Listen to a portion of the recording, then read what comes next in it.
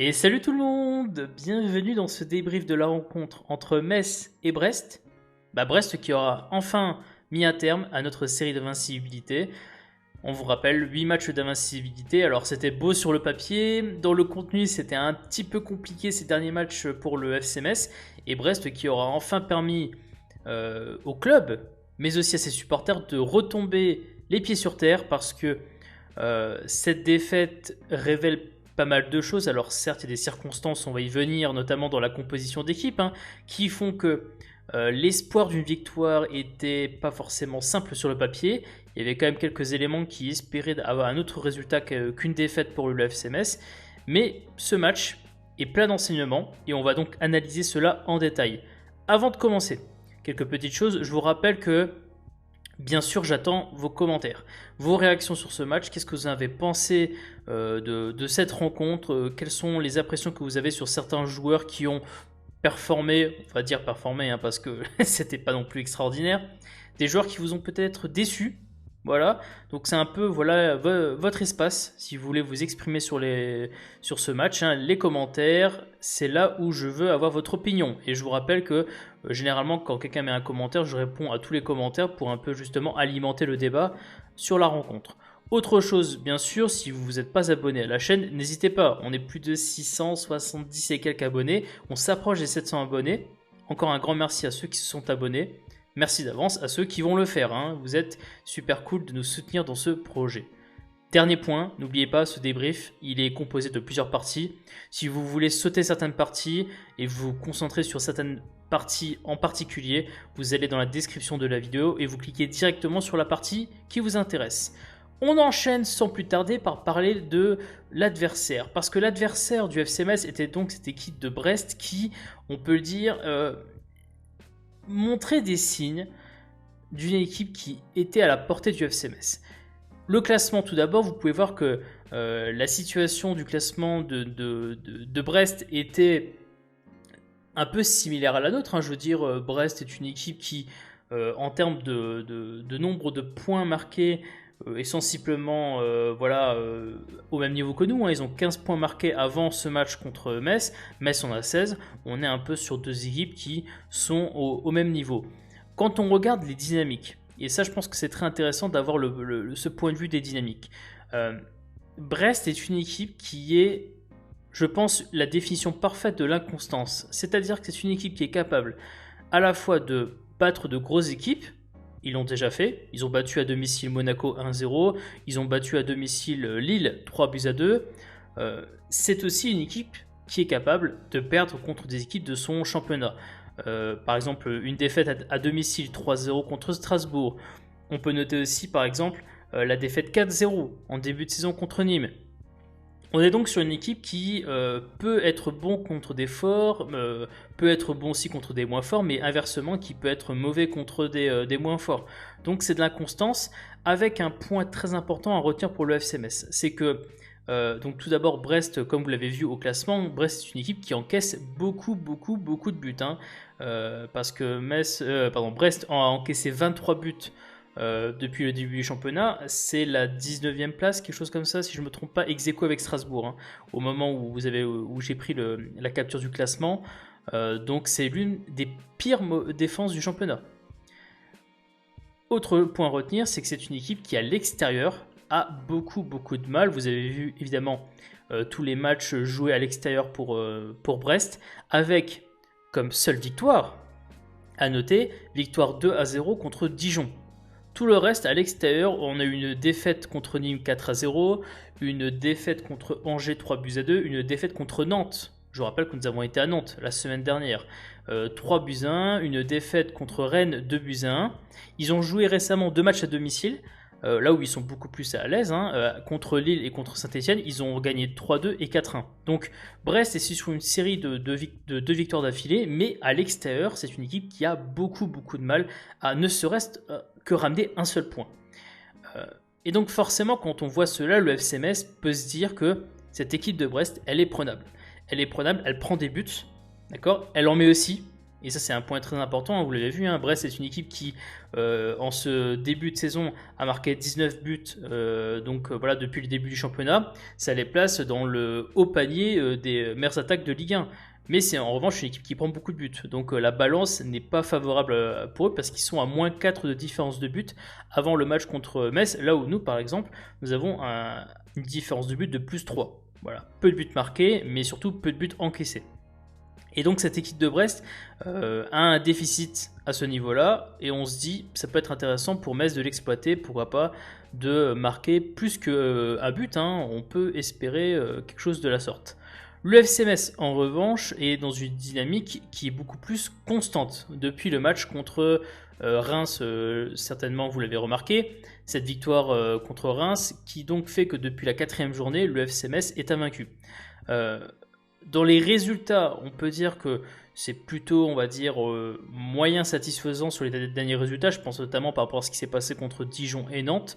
Dans le contenu, on a un peu plus d'inquiétude par rapport à ce qui s'est passé en première mi-temps contre Dijon, ou bien même dans l'ensemble contre Nantes, où ça n'a pas été simple quand même de rapporter ce point du match nul. Ce qui fait que la Metz reçoit.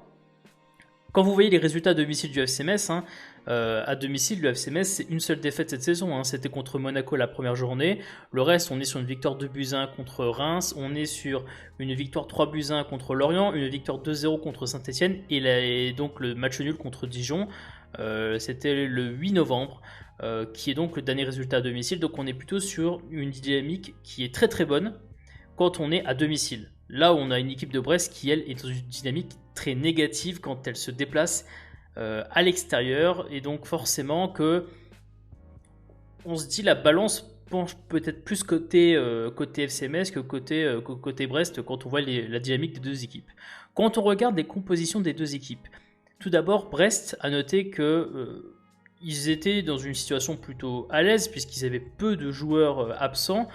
Quand vous voyez leur alignement, donc c'est un 4-4-2, on est carrément que sur des joueurs qui étaient tout simplement titulaires, donc il n'y a pas vraiment de compensation à faire par rapport à certaines absences.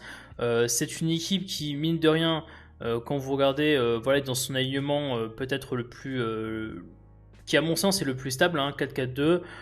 On essaie d'avoir un vrai équilibre entre attaque, défense et milieu. Alors que quand vous regardez le FC Metz, alors là c'est un peu plus compliqué parce que Metz, comme vous savez, a beaucoup de joueurs absents. En commençant par le bas, nous avons appris la mauvaise nouvelle de la blessure de Mathieu Hudol, opéré du ménisque, absent entre 6 et 8 semaines, qui va donc pas le faire revenir avant la trêve internationale. Il reviendra, enfin la trêve internationale, la trêve hivernale. Donc il reviendra certainement pour l'année 2021.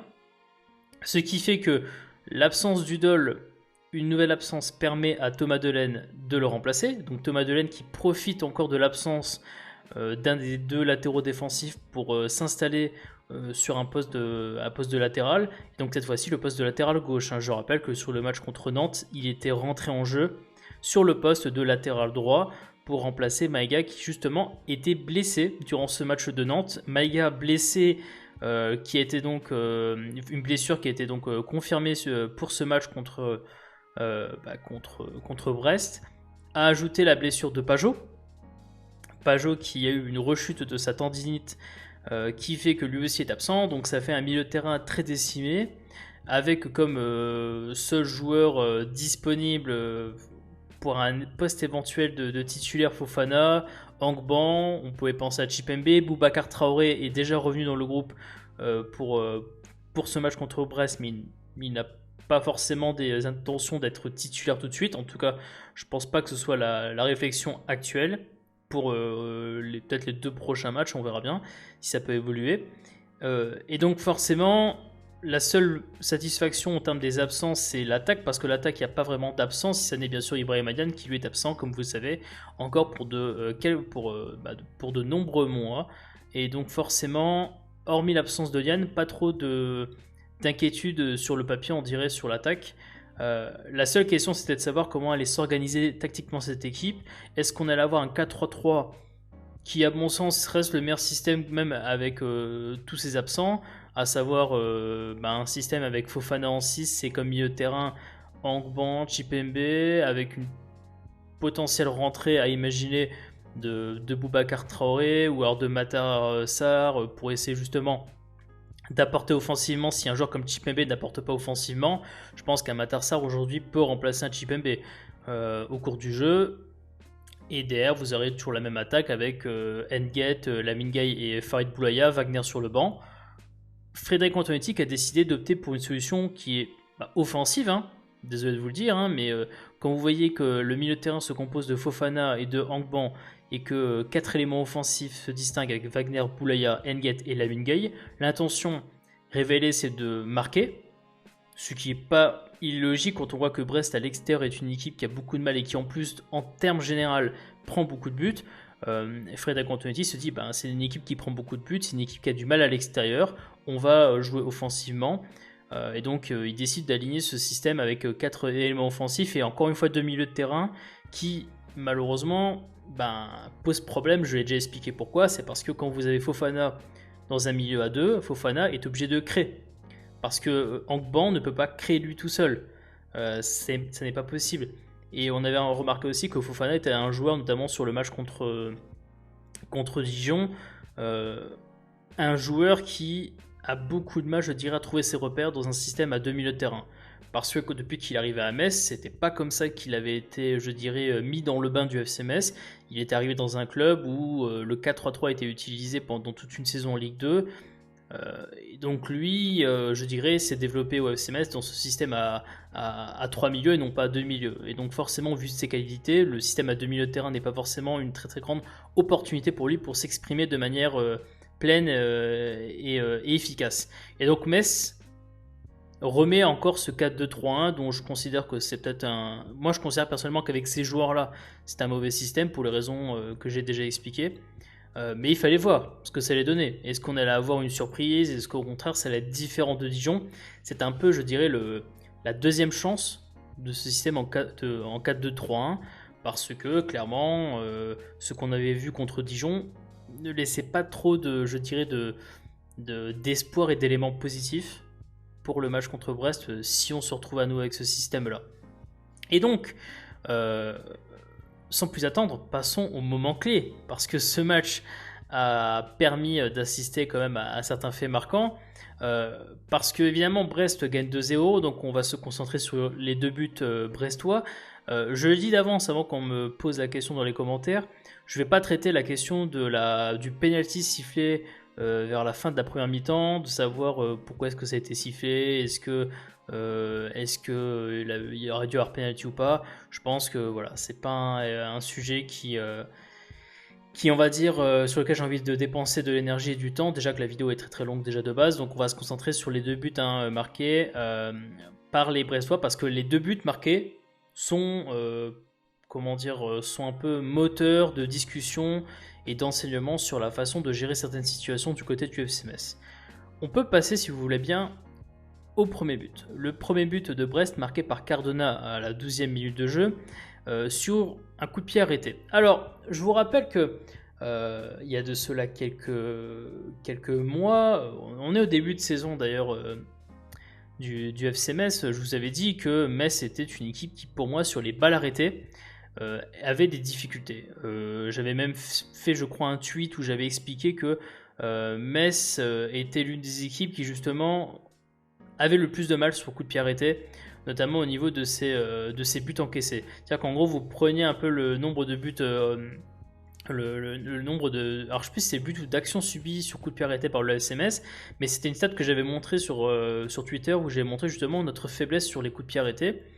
Et c'était déjà vu lors de certains matchs, hein. Je pense que vous vous souvenez du but encaissé face à Monaco, première journée, le but encaissé face à Lorient, hein, sur un coup franc, donc à noter. Et puis dernièrement, le match contre Nantes, je vous rappelle que c'était sur une touche venant du côté gauche du FC Metz et qui justement une situation de supériorité numérique parce que la touche était faite sur un joueur qui était entouré par 3 joueurs du FC Metz, hein, n'oubliez pas. Et donc malgré cette supériorité numérique, Nantes avait réussi à se sortir de la situation, de centrer à l'intérieur de la surface à rater par Corchia si je ne me trompe pas, et Kolo Muani avait marqué le but pour Nantes pour ouvrir le score en faveur de Nantes. Et donc là, deux situations intéressantes. Premièrement, Metz encaisse un but dans les premières minutes d'un match, encore une fois, hein, on va y revenir après dans les enseignements collectifs, mais il y a donc ce corner. Comme vous pouvez le voir, il y a quelques éléments à retenir sur ce corner. Premièrement, le premier poteau est laissé libre. Alors, certains vont me dire, mais pourquoi est-ce qu'il laisse le premier poteau libre? Oui, non, machin. À ma connaissance, si je me souviens bien du match contre Nantes ou même les autres matchs, c'est une habitude de Metz de laisser le premier poteau libre. Donc après, il faut voir si je me trompe. Mais à ma connaissance, Delaine, très souvent, et d'ailleurs c'est très souvent lui sur les deux matchs que je pense, hein, c'est-à-dire le match de Dijon et le match de Nantes, c'est Delaine qui va au deuxième poteau, à chaque fois. Et le premier poteau est laissé libre donc à l'appréciation d'Alexandre Oukidja, puisque quand vous laissez le premier poteau libre, vous laissez un peu la responsabilité à Oukidja d'assumer si la balle rentre à travers ce côté laissé libre. Et donc, premier poteau qui est laissé libre, première chose. Deuxième chose, c'est tout d'abord cette situation de supériorité numérique au premier poteau. Puisque vous voyez, donc c'est le cercle noir, Cardona est marqué par deux joueurs messins. Pas un, deux joueurs. Alors je sais que certains vont me dire, mais pourquoi est-ce que on est à deux joueurs sur un seul joueur de Brest? Pourquoi est-ce qu'on n'a pas pris un de ces joueurs-là qu'on a mis au premier poteau? Et comme cela, tous les poteaux auraient été couverts. Je vous avoue que je ne pense pas que ce soit une stratégie qui soit très pensée, parce que vous préférez avoir des joueurs dans la zone de vérité plutôt que du niveau des poteaux. Et donc, délaisser un poteau sur deux n'est pas en soi, je dirais, quelque chose de choquant. En revanche, ce qui est sûr, c'est que vous êtes en supériorité numérique parce que vous avez deux joueurs sur Cardona, Opengate, et si je ne me trompe pas, le deuxième joueur, ça doit être Fabien Santonze. Et donc, les deux joueurs sont sur Cardona, chose importante. Troisième chose qui va avoir un peu une influence par la suite, c'est donc au point de pénalty, vous pouvez voir donc le cercle un peu de couleur vert. Hein. On est dans une situation de 4 contre 4, hein, c'est-à-dire que 4 Messins sont présents pour 4 Brestois. J'aimerais que vous notiez sur la partie gauche du cercle. Il y a un joueur de Brest, vous voyez, qui est juste devant la zone des 6 mètres en gros. Un joueur de Brest. D'ailleurs, je crois que c'est Paul Lannes, si je ne me trompe pas. Qui est devant un Messin. Le Messin qui est au marquage de Paul Lannes sur cette action-là, c'est Victorien Angban. Et donc Paul Lannes réussit à se défaire du marquage de Victorien Angban. Comme vous pouvez voir, Angban en fait, si vous regardez le ralenti de la vidéo, mais il est carrément au marquage de pied, puis Lannes s'envole de son marquage, et Angban laisse encore filer son marquage. Ça rappelle bien sûr beaucoup de souvenirs à vous, supporters du FCMS, hein, des fameux marquages individuel raté par Victorien Angban. Bien sûr, nous en avons tous un très très grand souvenir. Et donc, cette situation fait que le corner est tiré par Brest. Et donc, quand on arrive à la deuxième image, Cardona coupe ce corner au premier poteau. Opengate, qui au final est le joueur le plus près des deux, à savoir lui et Santonze, Opengate, finalement a peu d'action sur la tête réalisée par Cardona. On voit qu'il joue sans jouer le duel aérien avec Cardona. Cardona vise le premier poteau, et c'est là où j'aimerais que vous notiez quelque chose d'important qui n'a pas été relevé par beaucoup de personnes. C'est que je vous ai expliqué que Paul Lannes, sur l'image précédente, Paul Lannes avait pris de vitesse Angban. Et comme il prend de vitesse Angban, vous pouvez voir que Paul Lannes fait un petit geste de contact sur Oukidja. Vous pouvez voir notamment que sa main droite semble un peu toucher le bras gauche d'Oukidja. Alors je dis pas que ça méritait d'avoir un coup franc en faveur de Metz, parce que je sais que certains vont me dire, mais dans ce cas, s'il y a un contact entre Lannes et Oukidja, il devrait y avoir un coup franc sifflé pour Metz. C'est un débat qui peut se poser. Maintenant, je suis pas sûr que le contact fasse vraiment, je dirais, soit vraiment hyper fort pour signaler une faute. Par contre, ce que je pense, c'est que ça crée une gêne. C'est-à-dire que comme il touche le bras ou le corps d'Oukidja, comme vous voulez, Oukidja réagit avec son bras gauche. Et donc forcément, cette réaction qu'il a sur Paul Lannes a peut-être une incidence sur son plongeon qu'il réalise au premier poteau. Et vous avez vu que, si vous avez vu la vidéo du but, que donc Cardona réussit à mettre cette tête au premier poteau et Ukija plonge, tente de la sortir la balle. Malheureusement, il ne peut pas la sortir. Il la sort dans les buts, hein, si l'on veut. Et donc, peut-être que s'il était arrivé un peu plus en avance, très légèrement, il aurait pu sortir la balle. Et ça a peut-être un lien avec justement ce mini contact de Pollen sur Ukija. Même si, encore une fois, je rassure, hein, je pense pas que ce soit une raison de s'y fait faute. Par contre, je pense que ça a joué très légèrement dans la réaction d'Ukija à sa tête au premier poteau de Cardona, qui, soit dit en passant, est une très bonne tête, hein. Je veux dire, la tête de Cardona, elle est précise, elle cible particulièrement une certaine zone, et donc au final, je dirais que ce but, il a été le chercher, Cardona. Donc il n'y a pas de chance, je dirais, sur ce but, hein. C'est du chercher, c'est du travailler, corner au premier poteau. Cardona est bien devant le Messin, les Messins sont un peu passifs dessus, mais Cardona fait le boulot. Donc c'est un but dont il faut créditer Brest pour le mérite, hein, je dirais.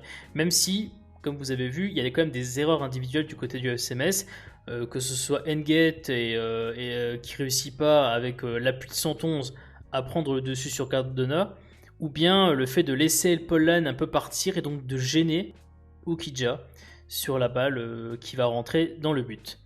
Passons maintenant au deuxième but. Le deuxième but, c'est sur une contre-attaque. Contre-attaque lancée par Romain Perrault. Balle en profondeur pour Franck Honora. 111 est en retard. Enfin, 111 est en retard. 111 est pris de vitesse par Franck Honora. Et donc forcément, quand Honora prend de vitesse 111, Dylan Brown tente de couper la trajectoire parce que voilà, ils sont dans une situation de 2 contre 1 dans l'axe de la défense, hein, avec Brown Boy vis-à-vis de, je crois que c'est de, si je me trompe pas, c'est Mounier qui est entre les deux défenseurs du FC Metz. Et donc Brown veut couper la passe de Romain Perrault parce qu'il voit que Franck Honora a pris le dessus sur Fabien 111. J'aimerais que vous notiez aussi, parce que ça c'est un élément, mais l'autre élément, c'est tout en bas de l'écran, le cercle vert, avec Cardona qui est au duel avec Thomas Delaine. Et Cardona, on sent qu'il va peut-être prendre la tangente et passer devant Thomas Delaine dans le suivi de l'action. Et ce que vous allez voir après pour la suite va être malheureusement véridique. La deuxième image avec justement Honora qui réussit à faire une passe dans l'axe au niveau du point de penalty avant que Brown ait l'occasion d'intervenir concrètement sur lui. Et donc, ce que je vous disais dans l'image précédente, de voir justement Cardona passer devant Delaine, ou en tout cas être au duel avec Delaine, Cardona va passer devant Delaine. Delaine ne va pas réussir à suivre Cardona sur le suivi de l'action. Ce qui fait que sur la passe de Cardona, comme vous pouvez le voir, sur la passe par exemple de Franck Honora, Cardona n'est absolument pas en jeu, hein, bien sûr. Et surtout, c'est que même en étant pas hors jeu, Delaine n'est pas vraiment en contact de Cardona. Et donc la passe est réalisée. Tentative un peu de John Boy d'essayer de tacler pour essayer de dévier la balle, hein. Malheureusement, ça n'arrive pas dans les pieds de John Boy, mais ça arrive bien dans les pieds de Cardona. Cardona qui réussit à surélever la balle, comme vous pouvez voir sur la troisième image, et à faire passer la balle par-dessus Alexandre Ukija. John Boy voit la balle arriver sur ses pieds, il tente de la dégager en l'air. Malheureusement, il n'a pas assez de puissance qu'il met dans cette frappe pour dégager la balle. Et il ne fait que prolonger la balle en direction du but. Cardona qui prolonge la balle dans le but. Certains ne sont pas d'accord, certains disent que c'est un CSC de John Boy, d'autres disent que Cardona en fait prolonge tout simplement la balle et donc que le but doit être accordé à Cardona. Je vous avoue que ceux qui font un débat sur de savoir est-ce que le but doit être un CSC ou un but de Cardona, je veux dire ça change rien du tout, hein. Dans tous les cas, la balle elle est finie dans le fond des filets et c'est un peu une perte de temps de se concentrer sur cet aspect-là. Je pense qu'aujourd'hui, la construction du but, elle se fait bien avant. Elle se fait juste avant la balle surélevée par Cardona. Et donc, Cardona qui permet à Brest en fait d'assassiner, on va dire, alors assassiner c'est peut-être un gros mot, mais de mettre à terre définitivement Metz qui, si on prend la vision globale du match, et c'est un peu ce que je vais vous montrer sur les stats collectives, hein, a participé à une rencontre où justement on a eu plus d'occasions du côté de Metz que du côté de Brest. D'accord? Même en termes de tir cadré, hein, ça a été beaucoup plus en faveur de Metz que de Brest, notamment la première mi-temps où l'Arseneur fait un très très bon match pour justement permettre à Brest de garder cet avantage du 1-0 hein, obtenu à la 12e minute de jeu. Et donc, il fait de très très beaux arrêts, ce qui permet notamment à Brest de garder cet avantage au score à la mi-temps. Et si vous en souvenez bien, contre Dijon et contre Nantes, c'est ce qui nous avait un peu sauvé, le fait de revenir dans le match à la mi-temps. Et là, on n'a pas réussi à revenir à la mi-temps, enfin juste avant la mi-temps, ce qui fait que pour Metz, la situation a été tout de suite très très compliquée sur la deuxième mi-temps de savoir comment est-ce qu'on allait se comporter. Là où finir la première mi-temps à un partout est peut-être beaucoup plus simple à gérer quand vous êtes le FC Metz. Là, on était mené 1-0. C'est quand même pas forcément, je dirais, très très évident quand vous êtes un coach de vous dire comment est-ce que je vais jouer la suite du match. Et alors en plus, quand à l'heure de jeu, vous avez Cardona qui vous met à terre comme ça, forcément, ça a mis un petit coup sur le moral des Messins. Mais dans l'ensemble, je dirais Brest a tout simplement été réaliste dans son match. Brest, mine de rien, si on prend du recul, Brest a fait ce qu'il faisait d'habitude. Je veux dire, Brest est une équipe qui marque beaucoup de buts. Ils ont encore marqué 2 buts sur ce match. Donc eux ont répondu présent offensivement parlant, comme c'était d'habitude le cas pour eux. Ils ont fait un gros step-up, c'est qu'ils n'ont pas pris de but. Parce que si vous regardez le nombre de buts encaissés, donc par Brest, j'ai dit tout au début de la vidéo, mais il faut regarder aussi les rencontres depuis le début de saison. C'est très très rare pour Brest de finir une rencontre sans encaisser de but. C'est arrivé à 2 reprises depuis le début de saison. C'est arrivé contre Dijon à l'extérieur et c'est arrivé contre Monaco. D'accord ? Tout le reste des matchs a été des matchs où Brest a encaissé des buts et pas des fois seulement qu'un seul but, hein, plus qu'un seul but. Donc ils ont répondu présent, je dirais, défensivement sur ce match, peut-être à la grande surprise du FC Metz hein, d'ailleurs, mais ils ont été présents alors que nous, notre grande force était la défense, elle n'a pas été présente. On prend 2 buts, ce qui est quand même quelque chose d'assez inédit. Parce que la dernière fois où on a pris 2 buts, je vous rappelle, depuis le début de saison, tout simplement, c'était pas cette saison quoi. Parce que Metz n'a jamais pris 2 buts cette saison. Pas une seule fois. La seule fois où on prenait des buts, c'était vous avez Angers, Lorient, Marseille, Reims, Paris, Lille, Monaco, Dijon, Nantes, un seul but encaissé à chaque fois. Et là, Metz prend 2 buts. Donc Metz n'a pas répondu présent défensivement. Metz devait faire le minimum qu'il devait faire d'habitude offensivement, c'est-à-dire mettre un but. Ils l'ont pas fait.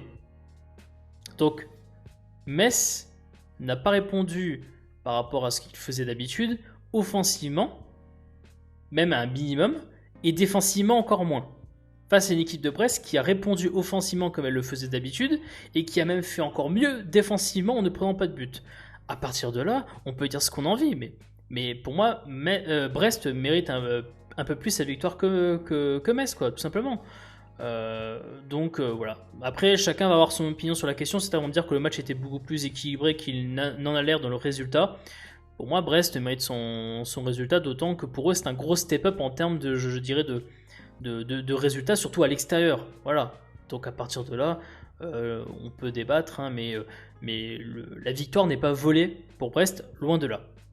Individuellement parlant, quelques stats, donc vous pouvez voir que gros contributeur offensif du FC Metz aura été Farid Boulaya, 4 tirs, 2 tirs cadrés. À noter certaines, je dirais, complications pour d'autres joueurs. Je pense par exemple à un joueur comme Wagner Diaz qui aura malheureusement, comme vous pouvez le voir, pas trop contribué offensivement, un seul tir dans le match. Lui qui aura joué 54 minutes. Première titularisation, on y reviendra après. Mais donc sur le reste, voilà, on sent l'apport défensif quand même d'un joueur comme Fabien Santonze. Beaucoup de tacles réalisés, beaucoup d'interceptions. Donc beaucoup de passes, beaucoup de centres aussi. Offensivement, il y a quand même de la présence au niveau des centres. Thomas Delaine qui aura fait un petit step-up par rapport à ce qu'on a vu lors du match contre Dijon et Nantes. Défensivement, il a fait quand même 1 ou 2 sauvetages qui, je pense, s'il le fait pas, l'addition aurait pu être salée. On a vu que, notamment sur le deuxième but, il aurait pu peut-être avoir une influence, je dirais, sur le deuxième but marqué. Mais en tout cas, c'est un peu mieux c'est pas encore le top du top pour Thomas Delaine, hein, loin de là. Je pense que s'il veut espérer un jour prendre la place de Udol, plus que sur les 2 prochains mois, il va devoir faire beaucoup plus que ça. Mais en tout cas, c'est un léger mieux par rapport à son match réalisé contre Dijon et aussi contre Nantes. Pour le reste, un petit peu plus compliqué hein, pour un joueur comme par exemple Mamadou Fofana, peu d'interceptions réalisées dans le jeu, beaucoup de surface à couvrir, hein, comme on peut l'imaginer dans un système à 2 milieux de terrain.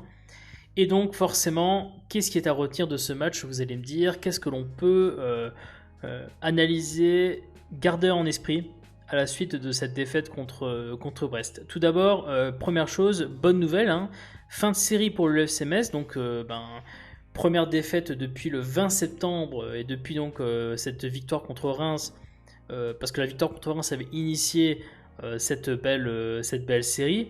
Et donc on perd enfin. Pourquoi on perd enfin? Parce que Metz va peut-être redescendre sur terre et arrêter à un moment donné de se dire ouais, encore un match d'invincibilité, c'est bien.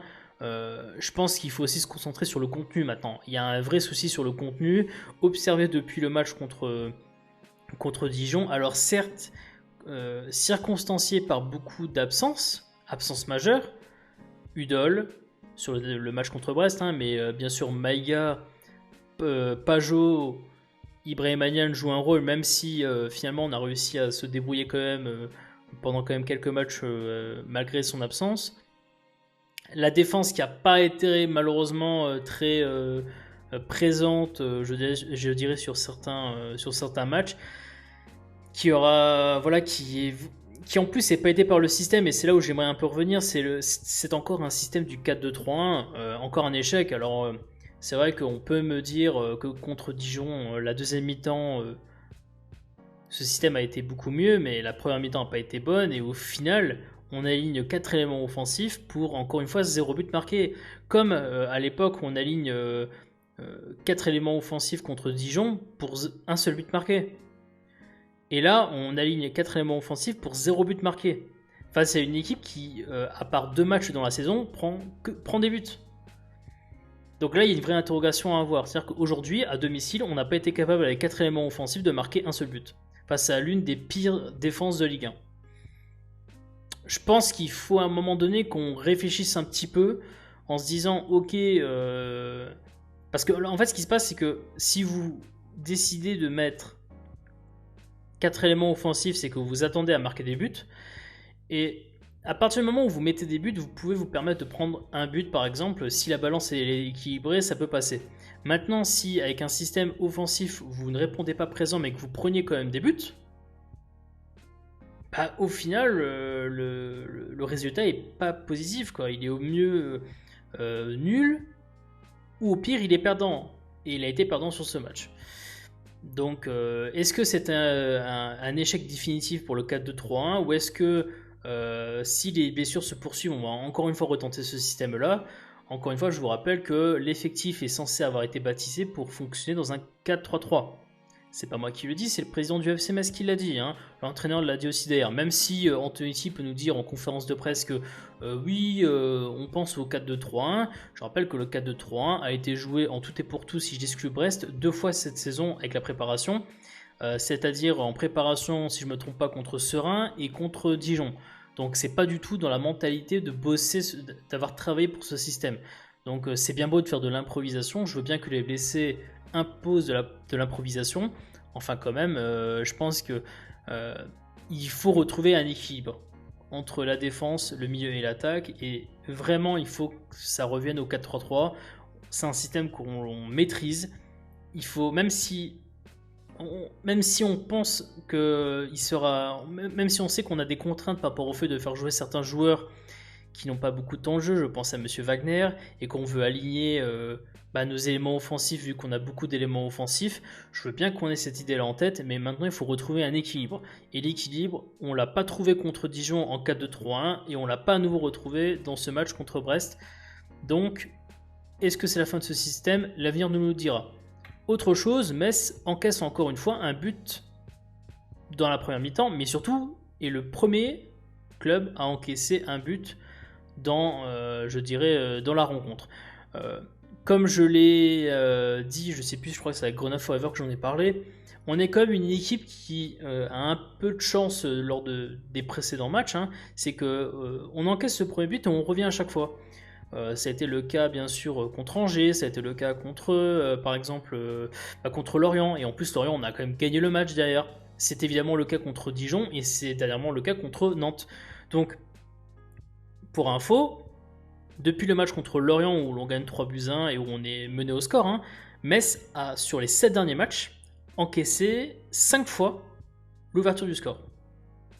Alors, certes, on est revenu quasiment tout le temps au score. 6 fois sur 7. Pardon, pas 6 fois sur 7. Plutôt 4 fois sur 7, parce que ça n'a pas de sens sinon. 4 fois sur 7. Et donc le 5e match, cette 5e fois, ça a été contre Brest, et malheureusement, on n'est pas revenu au score. Et donc là aussi, je pense qu'il va falloir à un moment donné qu'on arrête de jouer avec le feu. C'est bien beau de vouloir jouer et de se dire oui, on est une équipe qui aime réagir, mais ça a marché peut-être et encore contre Nantes et Dijon. Ça a marché contre Lorient puisque d'ailleurs on gagne quand même le match. Là contre Brest ça n'a pas marché. C'est très risqué parce que contre certaines équipes vous leur laissez l'ouverture du score, vous pouvez pas revenir quoi. Et donc là ça fait beaucoup. Est-ce qu'il y aura une réaction pour la suite des matchs du championnat? Le prochain match c'est contre Lyon, je vous annonce la couleur, ça risque d'être très très compliqué. Encore un but encaissé sur phase arrêtée. Bah oui, évidemment, hein, la phase arrêtée, je vous en ai parlé. Nantes a été encore le symbole d'un but encaissé sur phase arrêtée. Bon voilà, c'est juste embêtant quoi, parce que on était quand même une équipe qui certes prenait pas beaucoup de buts dans le jeu direct, mais on prenait des buts sur le jeu arrêté. On le savait, et malheureusement, prendre sitôt l'ouverture du score sur un coup de pied arrêté, bah, ça fait un peu mal. Et puis voilà, c'est la deuxième fois d'affilée après Nantes de se prendre, je dirais, un but sur phase arrêtée, avec en plus, à noter, très important, dans les deux situations, que ce soit à Nantes ou contre la Brest, on a une supériorité sur le receveur de ballon. Si vous regardez le match contre Nantes, la touche qui est faite sur le côté gauche, on est en supériorité numérique sur le receveur de ballon. On est en 3 contre 1 hein, sur le receveur de ballon. Et là, sur le receveur de ballon, sur le corner tiré par Brest, on est en situation de 2 contre 1 sur Cardona. Donc encore une fois, une supériorité numérique assumée qui malheureusement ne fonctionne pas sur coup de pied arrêté, à travailler bien sûr. Et dernier point, les remplaçants habituels qui n'auront pas malheureusement contribué pour un résultat positif. Alors c'est vrai que il y a les remplaçants habituels qui malheureusement deviennent un peu titulaires. Ça va contre les habituels titulaires puisqu'eux sont blessés, donc forcément des remplaçants comme Fofana tentent justement de devoir répondre présent parce qu'on compte sur eux quand les titulaires sont blessés. Malheureusement Fofana, on voit que dans un certain système, notamment à demi de terrain, le mec est pas dedans. Et encore une fois, je pense que je vous ai expliqué les raisons, c'est que c'est pas un créateur Fofana, clairement pas, c'est pas un créateur de ballon, c'est un bon intercepteur quand il est en place, quand il est dans l'axe du terrain, ce qui sait maîtriser.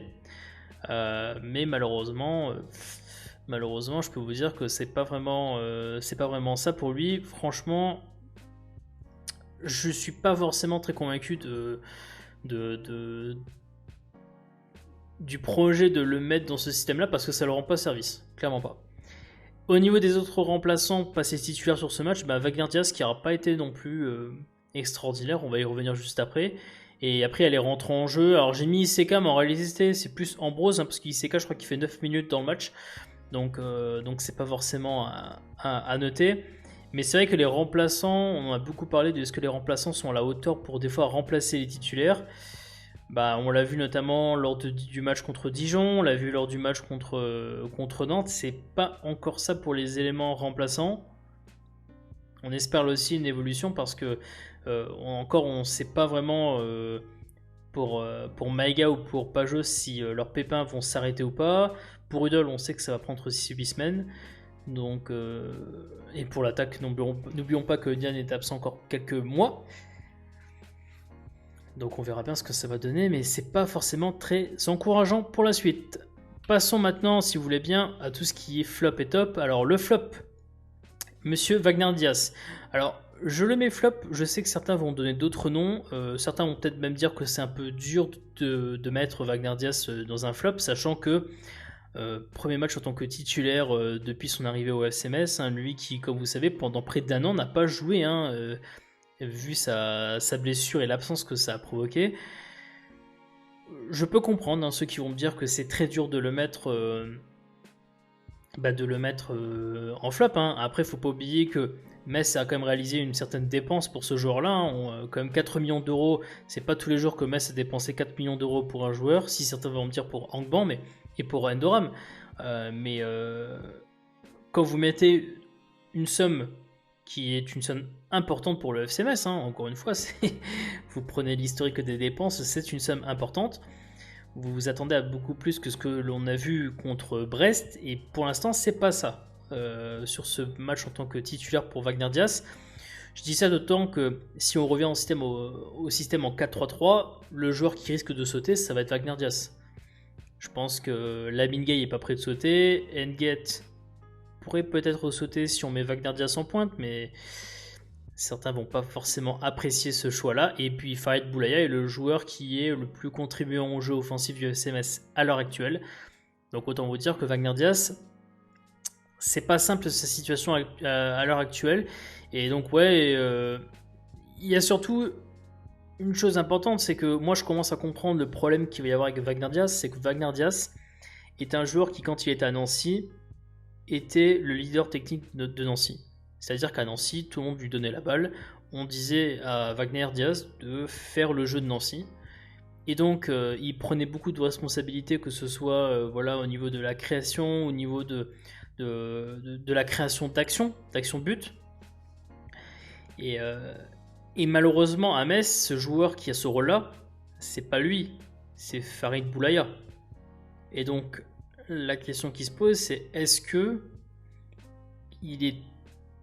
est vraiment à sa place, quoi, en fait, aujourd'hui? Est-ce que Wagner Diaz est un joueur qui aujourd'hui peut être juste un joueur recevant la balle et faisant comme cela une finition, mais qui n'est pas forcément un créateur? Aujourd'hui, le créateur étant Farid Boulaya, on sent qu'il a du mal à se rendre important dans les actions. Vous pouvez voir notamment le nombre de ballons touchés. C'est un des joueurs qui, pour un joueur offensif, est absolument pas cherché aujourd'hui. Comparé à Boulaya ou Lamine Gueye, il n'est pas cherché par ses partenaires. Et donc, avoir ce manque d'importance et ce manque de présence dans le jeu du FC Metz, c'est pas forcément ce qui va l'aider à s'imposer. Et donc, on en revient au sujet du début de son arrivée. Hein. Wagner Diaz ou Farid Boulaya, je pense que c'est un sujet qui va revenir un jour sur la table, parce que Wagner Diaz, c'est pas comme cela qui va réussir à s'imposer au FC Metz. Au top, si vous voulez bien, passons à monsieur Farid Boulaya, parce que justement, il est le moteur offensif du FC Metz. Hein. Plus de tirs réalisés dans ce match, plus de tirs cadrés, donc 2 tirs cadrés sur 4 pour lui, ce qui le place à un haut niveau parmi les éléments offensifs du FC Metz sur ce match. 86 ballons touchés, c'est le joueur le plus cherché, ou alors le plus contributeur, on va dire, au jeu du FC Metz, et il a été même propre dans son jeu de passe. 88% de passes réalisées sur cette rencontre, donc il manquait plus que le but, on va dire, pour en faire une très très bonne, voire une bonne performance. Hein. Je pense que là aussi où il a beaucoup dépensé d'énergie sur ce match, c'est parce que comme il y avait 2 milieux de terrain seulement, dont un seul qui, et encore j'exagère, hein, qui aurait pu créer, c'est-à-dire Victorien Angban. Mais bon, Victorien Angban et création, ça va pas ensemble. Vous voyez bien qu'il y a un petit souci dans cette discussion-là. Très souvent, vous voyez Farid Boulaya qui redescendait pour justement organiser le jeu, parce que sinon personne ne le faisait, quoi. Et donc forcément, il peut pas être partout, le mec. Donc je veux bien qu'il organise de manière basse, mais le problème c'est que comme il descend très souvent des fois pour organiser depuis le bas du milieu de terrain, vu que il peut pas compter sur Fofana, ou il peut pas compter sur Victor Angban pour organiser, quand la balle est envoyée devant, on sent très rapidement le manque de soutien offensif du FC Metz, avec notamment quelques occasions, je crois que c'est en première mi-temps, où malgré les éléments offensifs de Metz, vous avez des fois que 3 Messins pour 5-6 Brestois, et parce que Boulaya a organisé le jeu très très bas, et que les joueurs offensifs de Metz partent très vite devant, bah, ils n'ont pas de soutien en fait offensif sur les actions. Et donc malheureusement, c'est un des problèmes de ne pas assumer un choix à 3 milieux de terrain. C'est que Boulaya, il est obligé d'être présent devant et au milieu de terrain.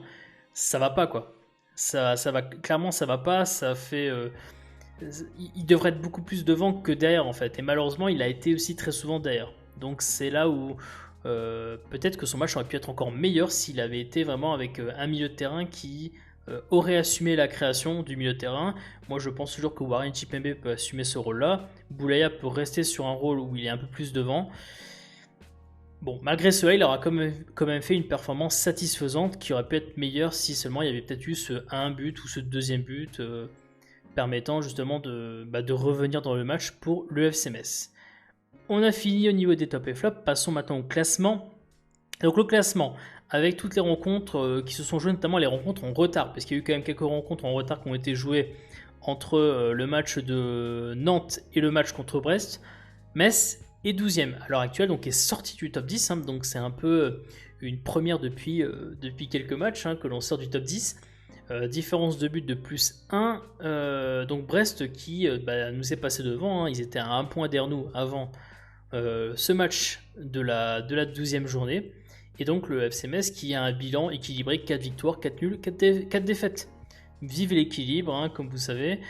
Et donc on espère peut-être repartir de l'avant pour le match suivant. Le problème, c'est que le match suivant, c'est l'Olympique Lyonnais. Et comme vous pouvez le voir, l'Olympique Lyonnais, c'est une équipe qui est très très très compliquée à jouer parce que Lyon a perdu un seul match depuis le début de la saison contre Montpellier, 2-1. Et Lyon est tout simplement sur la meilleure série en cours, je crois, en Ligue 1, puisqu'ils sont sur 9 matchs sans défaite. Leur dernière victoire, c'est contre Reims, c'était lors de cette journée-là, cette 12e journée. Victoire 3-0. À l'extérieur, ils ont battu Angers, ils ont battu à l'extérieur aussi Strasbourg, ils ont battu, qui c'est que je vois d'autres, ils ont pas... Non, c'était à domicile Dijon. Mais c'est vrai que sinon... c'est une équipe qui, même si elle se déplace à l'extérieur, va être très embêtante. Je pense que pour nous, c'est pas forcément le meilleur adversaire pour se relancer que d'affronter Lyon à ce moment. Donc on verra bien ce que ça va donner. Mais évidemment, nous ne sommes pas très confiants de l'issue de cette rencontre pour le FC Metz. J'en ai fini pour ce long débrief du match entre Brest et le FC Metz. Défaite donc des Messins sur le score de 2-0.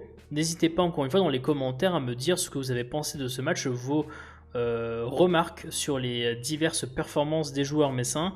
Et voilà, c'est un peu votre espace. Je réponds quasiment à tous les commentaires, donc n'hésitez pas à me dire votre avis sur cette rencontre. N'hésitez pas à vous abonner si ce n'est pas déjà fait pour soutenir la chaîne YouTube La Maison du Grenat. On vous laisse avec ce débrief. On se retrouvera pour le prochain débrief du match contre Lyon, qui aura lieu certainement. L'horaire risque d'être déplacé le 6 décembre, alors peut-être à 13h, au vu de ce qui a été dit récemment, mais l'heure actuelle est encore à 21h en prime time donc. Et donc on se retrouvera certainement pour ce débrief de la rencontre entre Metz et Lyon. Sur ce, passez une bonne journée. Protégez-vous bien, protégez les autres, mettez les masques. Début des fêtes de fin d'année qui va approcher tout doucement. Bon mois de décembre et allez le FC Metz.